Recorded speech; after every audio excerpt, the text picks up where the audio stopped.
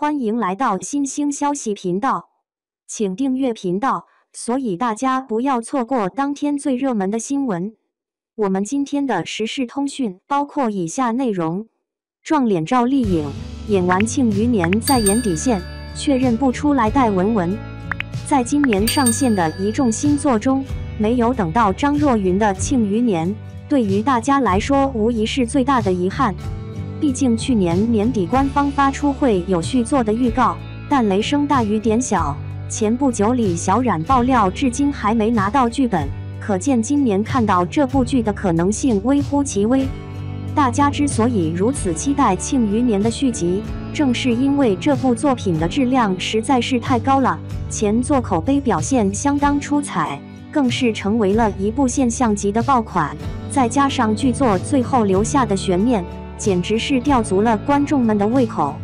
优质的剧作往往能够让每一个角色都深入人心，除了张若昀之外，肖战饰演的严冰云也是自带神秘感，尤其是最后刺向范闲的那一剑，更是让人搞不清状况，越发期待续作中能够补齐这一处的剧情。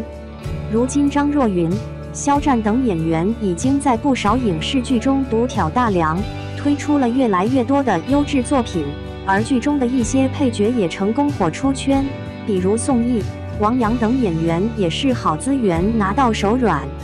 剧中还有一位不起眼的边缘化配角，在靳东的新剧《底线》中亮相，成了最具争议的角色，因为演员有颜有演技，将人物演绎得太有代入感而出圈。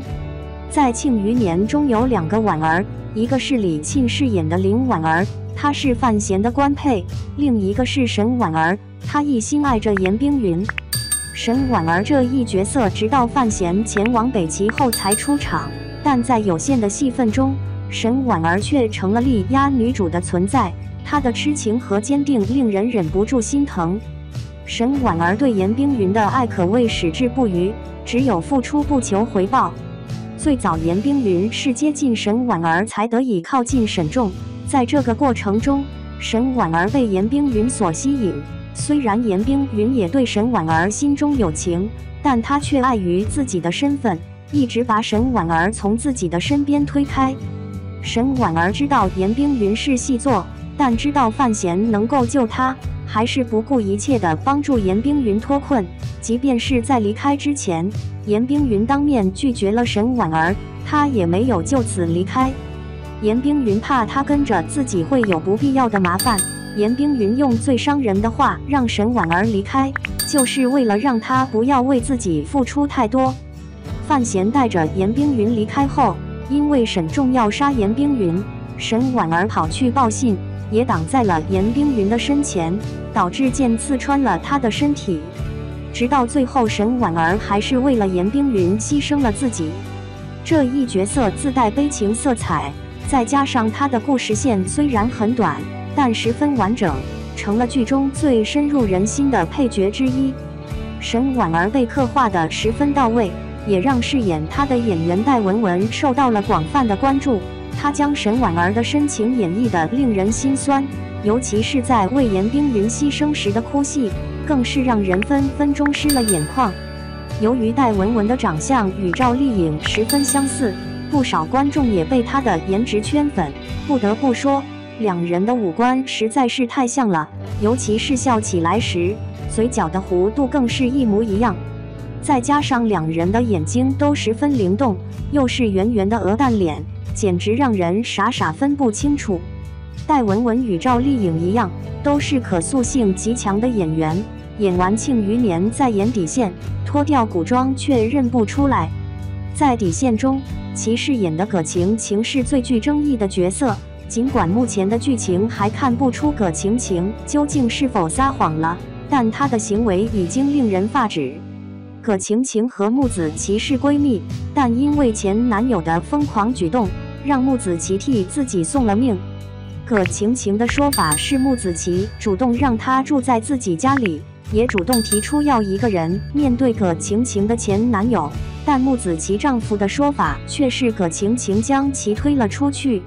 在双方各执一词的情况下，葛晴晴之所以很难让人为其站队，就是因为在处理这件事情的过程中，无论她说的是否是当时的真相，在闺蜜被自己的前男友伤害后，葛晴晴没有一丝愧疚之心，甚至把责任推得干干净净，认为穆子琪的死跟自己没有任何的关系，就让人难以接受。如果葛晴晴推了穆子琪，那么她就是间接杀人犯。但即便她没有推穆子琪，如果不是她惹怒了前男友，又住进穆子琪家，闺蜜也不会被害。葛晴晴把所有的责任都推到了已经被判了死刑的前男友身上，而穆子琪在她口中也是个事事主动的人，无论是保护葛晴晴，还是让她到自己家里住，都是穆子琪提出，而非葛晴晴要求。再加上面对法官的问询时，葛晴晴说了谎话，更是让人难以相信她。葛晴晴表示自己是在听到邻居的尖叫后才打110报警，实际上警察接到报警电话是在邻居报警后的10分钟，也就是说，葛晴晴不但没有在关上门的第一时间就寻求警方帮助，甚至还刻意隐瞒了实情。在目前的剧情中，真相还未大白，但有一点可以肯定，葛晴晴是一个相当冷血的人。她明知道自己的前男友是个变态，还留穆子琪一个人独自面对，但凡她有担当或是有良心，都不至于让穆子琪遇害。